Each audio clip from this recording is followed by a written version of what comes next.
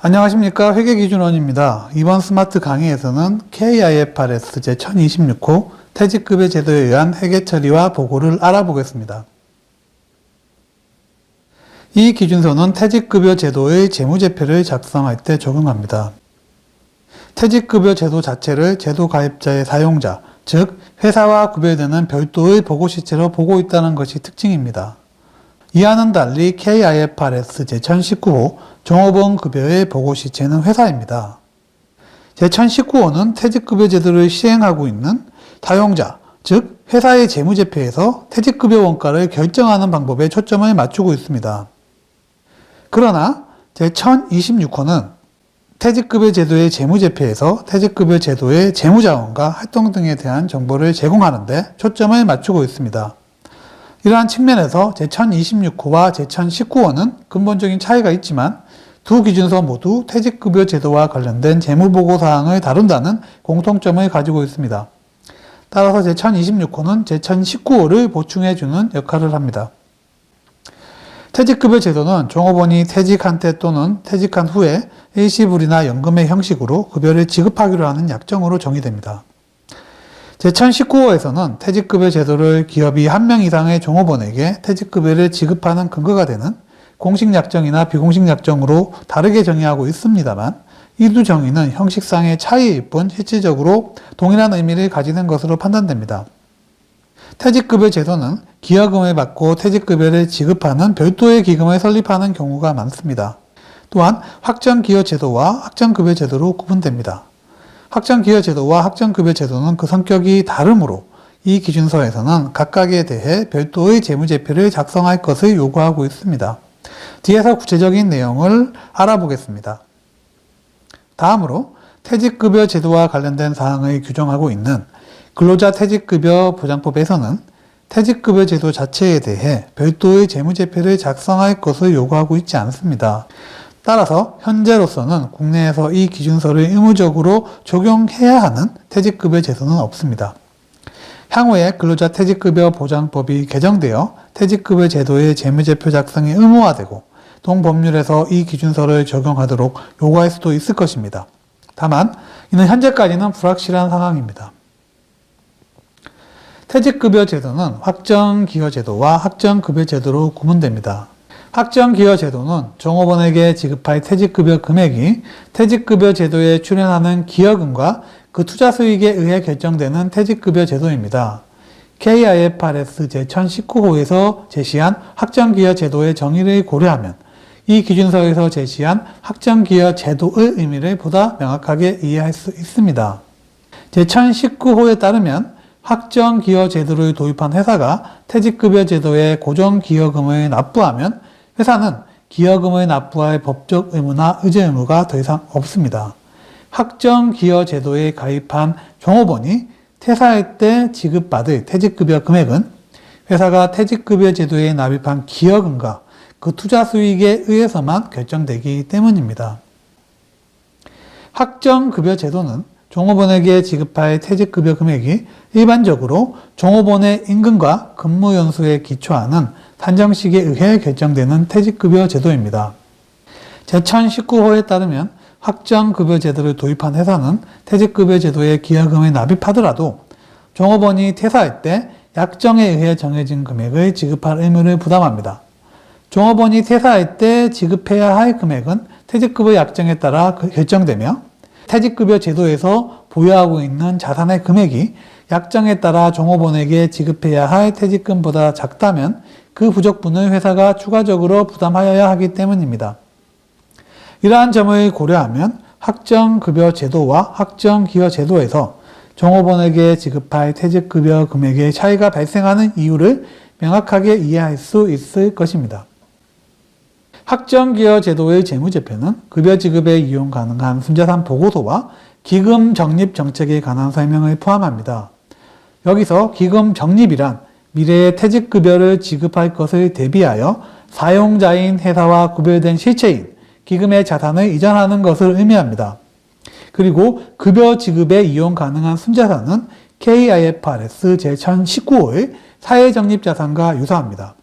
확정기여 제도에서 퇴직급여 제도의 가입자인 종업원이 미래에 지급받을 퇴직급여 금액은 기여금과 기금의 운영 효율성 및 투자 수익에 따라 결정되므로 종업원은 기여금이 출연되었는지 소급권 보호를 위해 적절한 통제가 실행되고 있는지에 관심이 있을 것입니다. 이를 고려할 때 확정기여제도의 보고 목적은 제도와 그 투자 성과에 대한 정보를 정기적으로 제공하는 것입니다. 이러한 목적은 다음과 같은 세 가지 사항을 포함한 재무제표를 제공함으로써 달성될 수 있습니다. 첫째, 회계기간 중의 유의적 활동, 제도와 관련된 변동사항의 영향, 제도의 가입 자격과 조건 및 주요 조항에 대한 설명. 둘째, 회계기간 중의 거래 및 투자 성과와 회계기간 말 현재 제도의 재무 상태에 대한 보고서. 셋째, 투자정책에 대한 설명입니다. 확정급여제도의 재무제표는 약정퇴직급여의 보험수리적 현재 가치와 급여 지급에 이용 가능한 숫자상 간의 관계 및 약정퇴직급여를 위한 기금 적립 정책에 대한 설명을 포함합니다. 참고로 약정퇴직급여의 보험수리적 현재 가치는 퇴직급여 제도에 의거하여 현직 및 전직 종업원에게 이미 제공한 근무 용역에 대해 지급할 예상퇴직급여의 현재 가치입니다. 이 용어는 KIFRS 제1019호의 확정급여 채무의 현재 가치와 동일합니다. 앞서 설명드린 바와 같이 제1019호의 사회적립자산과 유사한 개념인 급여 지급에 이용 가능한 순자산은 퇴직급여 제도의 자산에서 부채를 차감한 잔액을 의미합니다. 여기서 말하는 부채는 약정퇴직급여의 보험수리적 현재 가치를 포함하지 않습니다. 확정급여 제도에서 퇴직급여 제도의 가입자인 종업원이 미래에 지급받을 퇴직급여 금액은 회사와 종업원이 합의한 퇴직급여 약정에 따라 결정되므로 종업원은 약정에 따라 미래에 지급받을 퇴직급여 금액의 현재 가치와 이러한 퇴직급여를 지급하기 위해 충분한 재무자원을 퇴직급여 제도가 보유하고 있는지에 관심이 있을 것입니다. 이러한 점을 고려할 때 확정급여 제도의 보고 목적은 퇴직급여와 퇴직급여를 지급하기 위해 필요한 자원 축적 간의 관계를 평가할 수 있도록 제도의 재무자원과 활동에 대한 정보를 정기적으로 제공하는 데 있습니다. 이러한 목적은 다음과 같은 4가지 사항을 포함한 재무제표를 제공함으로써 달성될 수 있습니다. 첫째, 회계기간 중의 유의적 활동, 제도와 관련된 변동사항의 영향, 제도의 가입 자격과 조건 및 주요 조항에 대한 설명. 둘째, 회계기간 중의 거래 및 투자 성과와 회계기간 말 현재 제도의 재무 상태에 대한 보고서. 셋째, 투자 정책에 대한 설명입니다. 넷째, 약정 퇴직급여와 관련된 보험수리적 정보입니다. 확정급여 제도의 재무제표는 다음의 3가지 형식 중 하나로 표시할 수 있습니다. 이렇게 다양한 형식으로 재무제표를 표시하는 이유는 실무의 다양한 가능을 존중하기 때문입니다. 첫 번째 형식의 재무제표에서는 급여 지급에 이용 가능한 순자산과 그 순자산의 변동을 나타내는 보고서, 약정퇴직급여의 보험수리적 현재 가치와 그 현재 가치의 변동을 나타내는 보고서, 그리고 초과액 또는 부족액을 나타내는 보고서를 재무제표에 포함합니다. 여기서 초과액은 급여 지급에 이용 가능한 순자산이 약정퇴직급여의 보험수리적 현재 가치보다 큰 경우, 부족액은 그 반대의 경우에 발생합니다. 두 번째 형식에서는 급여 지급에 이용 가능한 순자산과 그 순자산의 변동을 나타내는 보고서를 포함합니다. 약정퇴직급여의 보험수리적 현재 가치는 재무제표에 대한 주석으로 공시합니다. 그 근거로서 보험 계리인의 보고서를 첨부할 수 있습니다. 세 번째 형식에서는 두 번째 형식과 동일하게 급여 지급에 이용 가능한 순자산과 그 순자산의 변동을 나타내는 보고서를 포함합니다.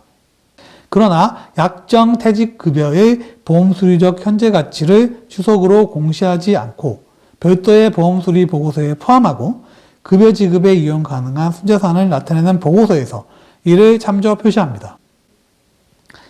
마지막으로 확정급여 제도와 확정기여 제도에 모두 적용되는 규정에 대하여 살펴보도록 하겠습니다. 제도자산의 평가와 관련하여 퇴직급여 제도의 투자자산은 공정가치를 장부금액으로 하며 시장성 있는 유가증권의 공정가치는 시장가치입니다. 만약 공정가치의 추정이 불가능한 경우에는 공정가치를 사용하지 못한 이유를 공시하여야 합니다.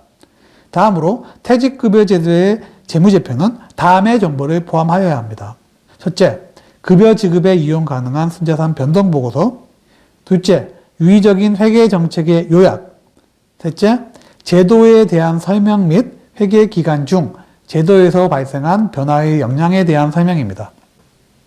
이상으로 KIFRS 제1026호 퇴직급여 제도의 회계 처리와 보고에 관한 스마트 강의를 마치도록 하겠습니다. 감사합니다.